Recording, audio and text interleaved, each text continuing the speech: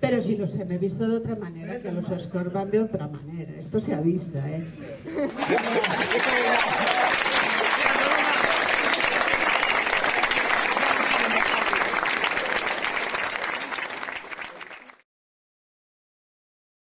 Hubo un concurso de decoración de Navidad e pois, a ver quen ganou.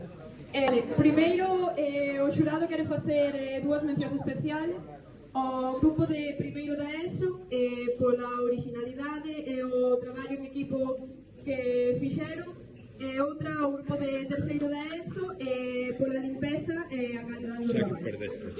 Un aplauso, por favor. Ahora vamos facer un paréntesis que non estaba no guión, pero bueno, que como non é de segundo edad, que nos tamén puxamos moito empeño, o que pasa é que non saliu adiante o tema. Un aplauso para a segunda edad.